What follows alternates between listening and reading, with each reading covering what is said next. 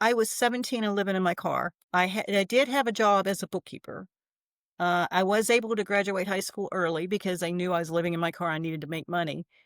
And I'm trying to figure out what am I going to do because I can't afford rent and minimum wage was like $2 an hour and it doesn't go very far. And I got this idea of buying a duplex. And I didn't have a good community of people to encourage me, but I just kept thinking if I buy a duplex, the payment will, the rent will pay the payment. Welcome to the Real Estate Pros Show, where we interview real estate investing professionals from coast to coast, as well as the service providers that serve the real estate investing industry. Our goal is simple: share what's working now to help you improve and scale your business to the next level and meet the pros that can help you get there. Real Estate Pros is powered by Investor Fuel, America's leader in helping real estate investors and professionals build the business you need to live the life you've always dreamed of. Let's start today's show. Property insurance for real estate investors doesn't have to be difficult, but it does need to be there to protect you when you need it. MyInvestorInsurance.com not only provides insurance at 15 to 30% cheaper than traditional agencies, it's built specifically for real estate investors like you. You can set up an account in about 2 minutes, get quotes on properties, turn on and turn off insurance for your fix and flip or rental properties in around 2 minutes without having to talk to anyone directly, all through our portal. There's no better way or faster way to make sure you've got the coverage you need to protect you, and no more lengthy policies either.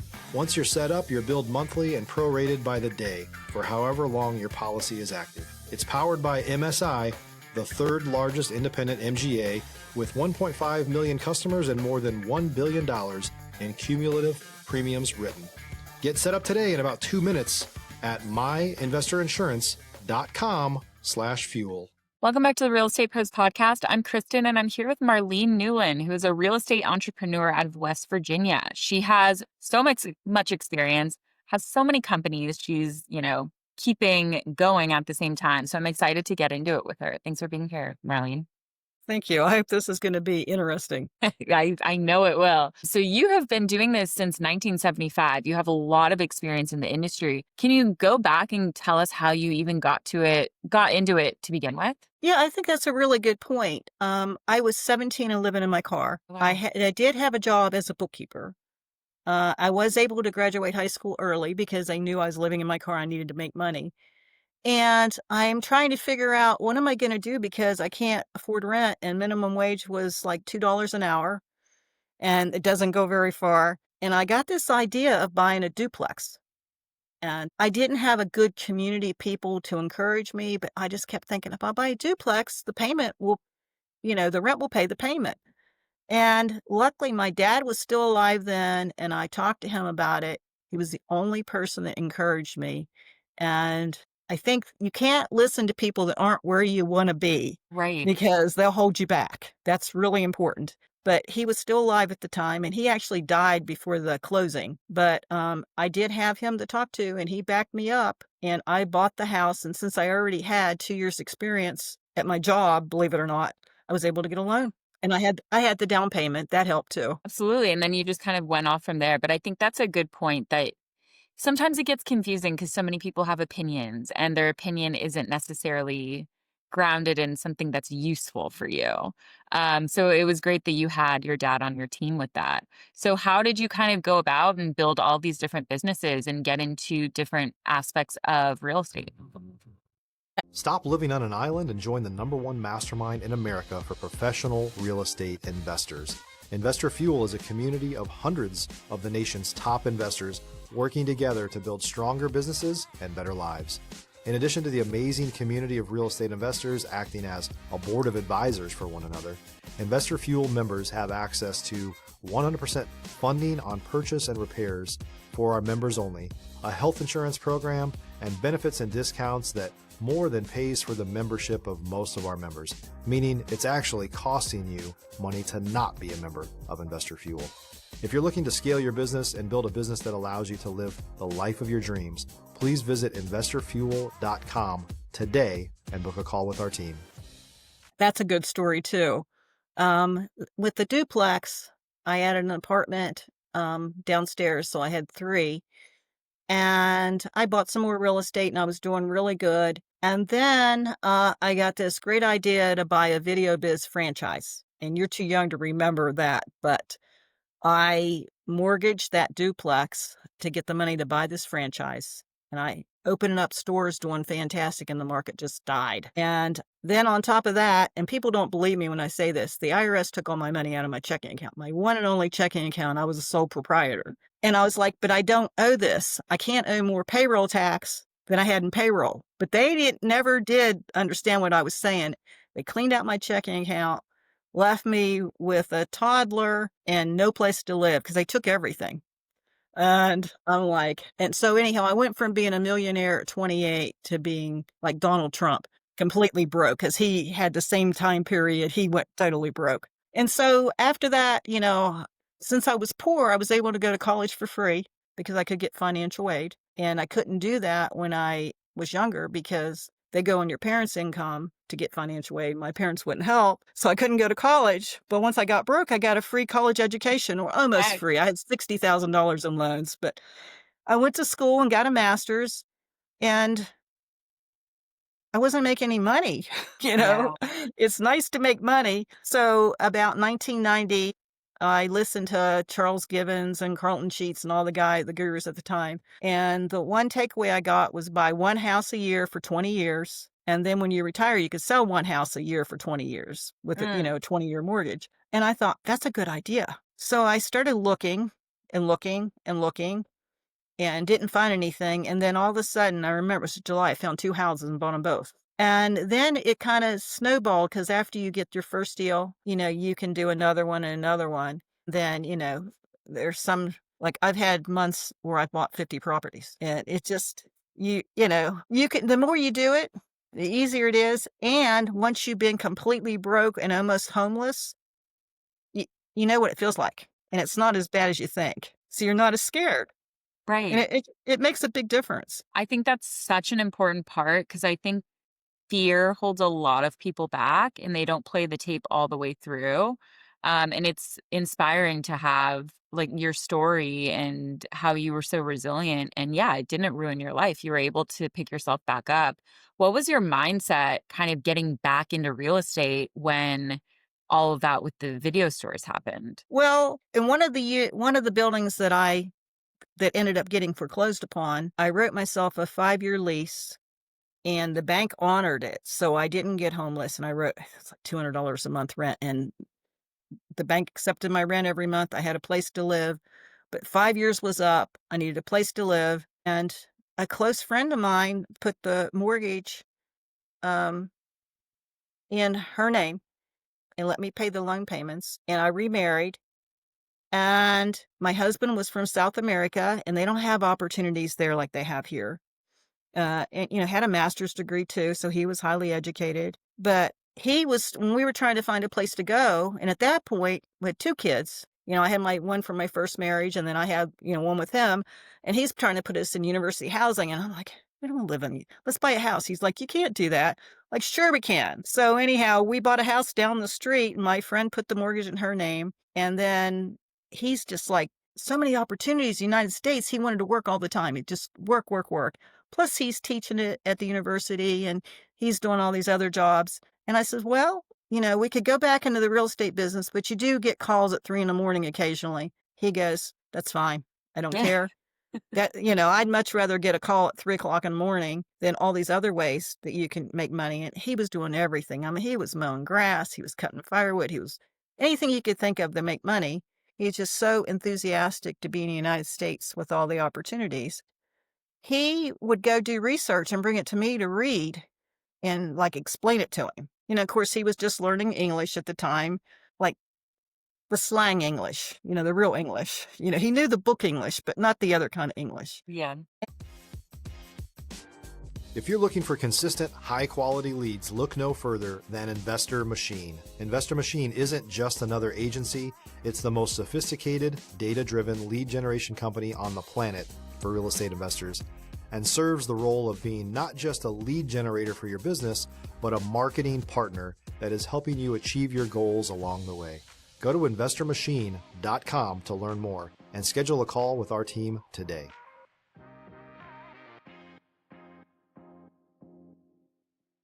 And, I mean, he would get you had to get foreclosure informations out of a Charleston newspaper, but he would go to a library and look all this stuff up and bring it to me and say, "What do you think about this house?" or "What do you think about that?"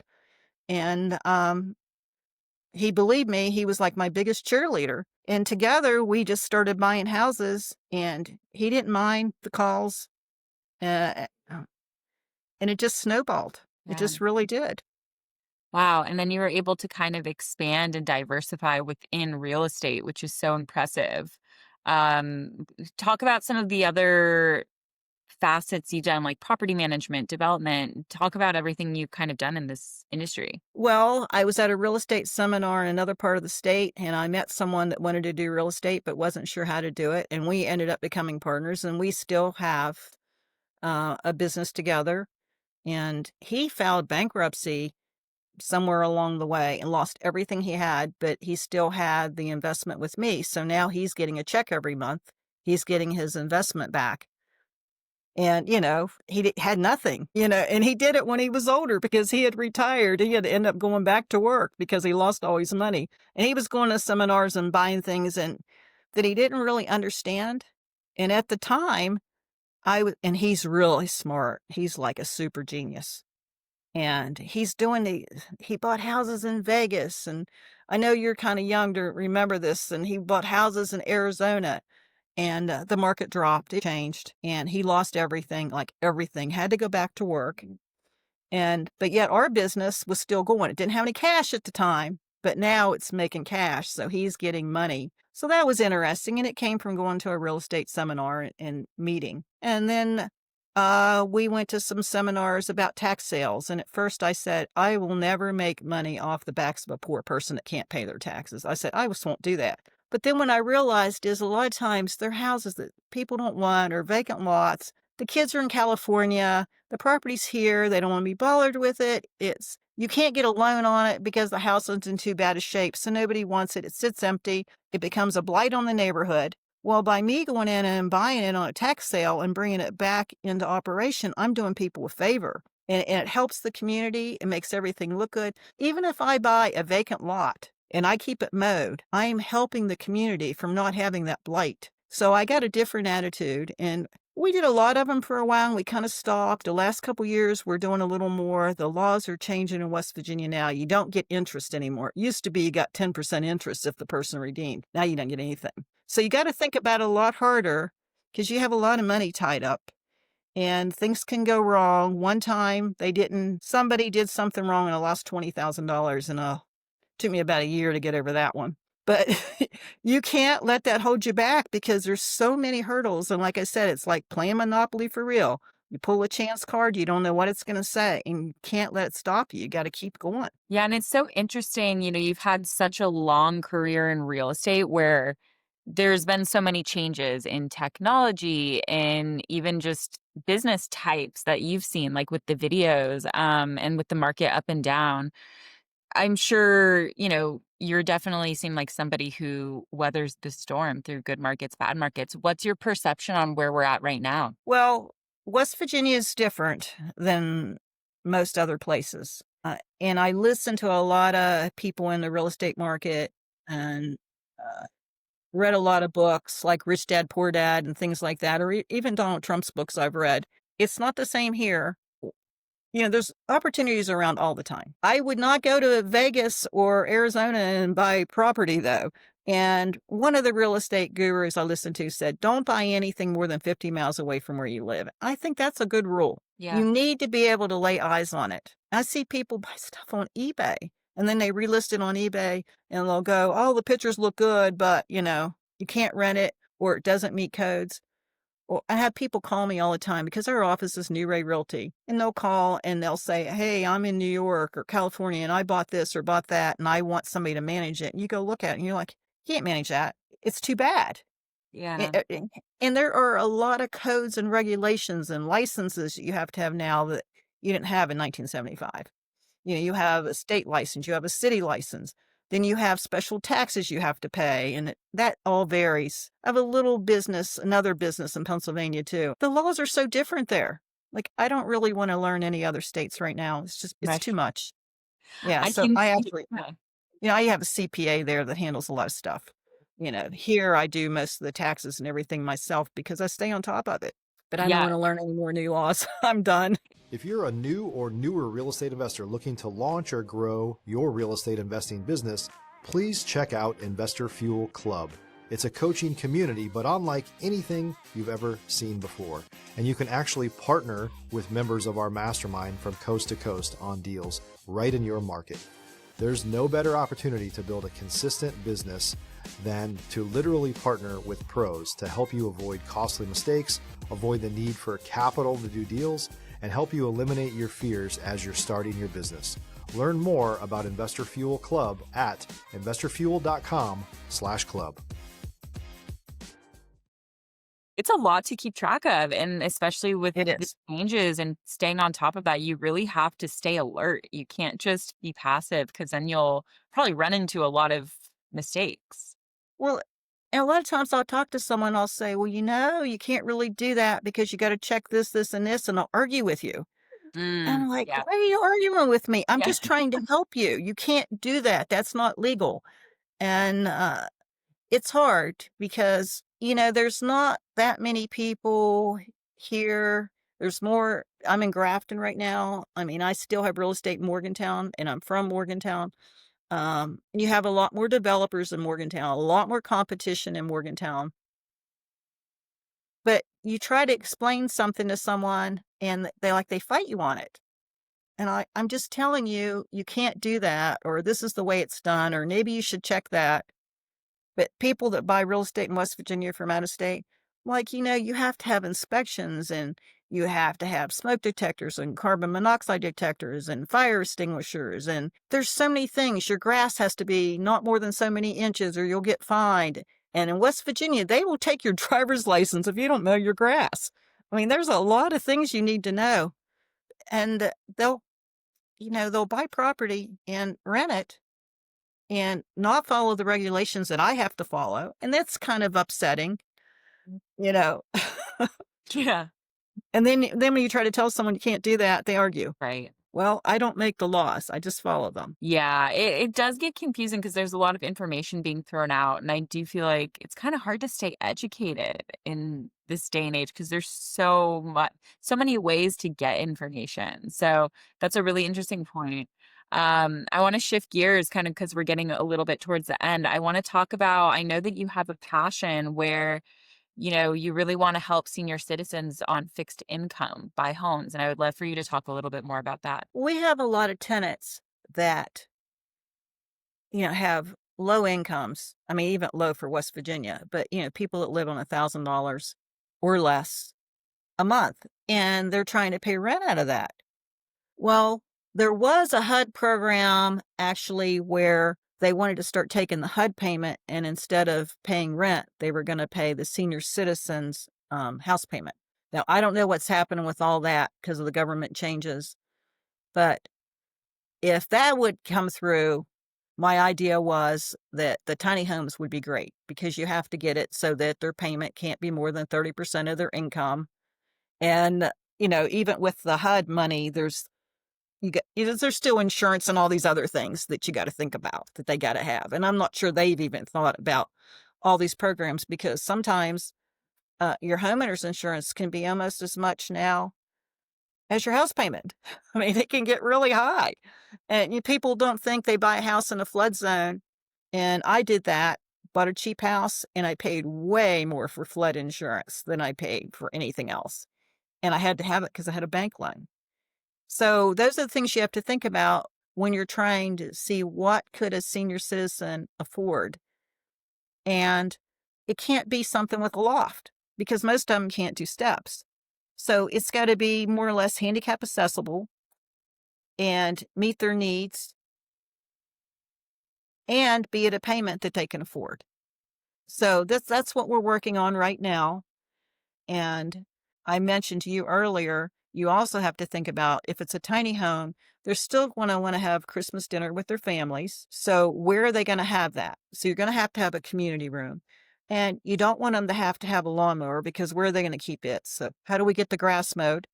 Where do you keep your Christmas tree? Where do you keep your bicycle? Your luggage, all the things. So there's going to have to be storage somewhere on site where they can keep those personal items. And can the parking lot be a parking lot, or does it have to be at the door because someone's trying to make a few steps to the front door? So there's just a lot to think about. In addition to, can I do it for the price they can afford? And it's got to be maintenance free because they're not going to get out there and paint their house every few years or do all the other things that a homeowner, can do. If it's a senior citizen, I mean, you want to think maintenance free for 20 years. I mean, that's my goal. So there's a lot to think about and get it to come together. But that's what I want to do, just as like something that I want to do to give back to the community because I've been doing this for so long. And I know we won't make any money, but I want to do it. I Yeah. just think it'll be fun. No, that's amazing. I think that it takes someone like you who's so educated and who can think ahead on what the problems might be to really get it done. I think that's incredible. And I think it's very needed as well. To kind of wrap up this conversation, I would love for you to talk about, what's a piece of advice you wish you learned earlier in your career that you could share with us today? Well, I think I said this before, but you don't take advice from anybody that isn't where you want to be. That's the most important thing because everybody will say you can't do that or that's not a good idea or, come on, let's go do this. And you're like, no, I can't. I have this thing I need to work on tomorrow and I can't stay up all night because I have a goal. Now, the other thing that we did in our family is we had a big whiteboard. And if you can even see, I have a whiteboard there and I have whiteboards in the office. But what we always do is we keep a big whiteboard with the goals on it. And when we started back into real estate, back in the 90s, we had a big whiteboard and it had the goals. Every goal on that whiteboard we met, every single goal. When it's written down, you see it every day, you can do it. And then, like I said, don't listen to negativity. If you think you can do it, you can do it. And you can break the goal into little pieces. Today, I'm going to do one thing. This month, I'm going to do this. But once you write your goals down, it becomes reality. And I think, too, maybe saying a little, I don't know if you want to call it a prayer or something like that, where you just thank the universe that you are where you are. Just to be thankful, even if the only thing you have is good health. Be thankful for it. And I do think that when you say you're thankful, you get more and more and more. Right. It really seems that way for me. Yeah, gratitude is so important and it really helps you see the bigger picture and yeah, just live a happier life for sure. It's definitely more fun. Yeah, exactly. It makes life more fun. Yeah, and Well, no matter how stressed out you get about something, you just go fishing, yeah. go take a walk, and it'll make you feel better. And then you read the goals. Yeah, I love that. I think that's very practical advice that a lot of people can benefit from. So please tell everybody where to find you. We're in downtown Grafton, and Grafton is the home of Mother's Day. Also, it was the hub of the B&O Railroad Station for over 50 years. All trains that came east came through Grafton. So we still have the B&O Railroad Station. And right now, the Old Willard Hotel is there. They're historical landmarks as well as the Mother's Day Shrine. And we're right there. We're right like a triangle, the B&O, New Ray Realty, and the Mother's Day Shrine in downtown Grafton. We have 2 stoplights. So that's Amazing. where we are, but we really like it. And I was in Morgantown. I'm from Morgantown, and Morgantown's gotten really big with West Virginia University, and they've got a lot of developers and a lot of apartments. But I enjoy the slower pace here. Like you can go out on the streets here in the middle of the night naked, and nobody would pay any attention. Just you know, they might get you a towel or bathrobe, but you would be Well, safe. It's just like really, really safe, and you don't have to worry about things like Morgantown's. It's safe, but it's just not the same feeling you get. I mean, I can sit on the sidewalk, on a bench in the middle of the night, not a problem. yeah, It says that's you can walk amazing. your dog here, and people are friendly. And if I want to see the building inspector, I can walk into his office. If I want to see the city manager, I can walk into his office. I Mhm. just like that. In Yeah, Morgantown, it just doesn't feel the same anymore. And so I'm turning into my mother is what I say. I'm going back to the way things used to be. Never thought you'd be that way, but it's nice being a slower pace. totally. Well, that's awesome. Well, thank you so much for being here, Marlene. Thank you. I really appreciate it. It's been fun. Amazing. And thank you, everybody, for listening. Hope you got some great inspiration for your own business, maybe looking at things in a different way and taking some practical advice. So we will see you back next time. Thanks for joining us for today's Real Estate Pros Show. You can learn more about the amazing benefits of the Investor Fuel Mastermind community, including surrounding yourself with hundreds of other rock stars, 100% financing for your deals, and members-only discounts from vendors you're likely already using that, as a member of Investor Fuel, will save you more than the cost of your membership. Visit investorfuel.com to learn more. If you're interested in joining us as a guest of this show, please visit investorfuel.com/pros to apply. You can also check the show notes for access to free resources, how to get access to world-class lead generation, and much more. Don't forget to subscribe so you never miss another episode. Have a great day. We'll see you on the next show.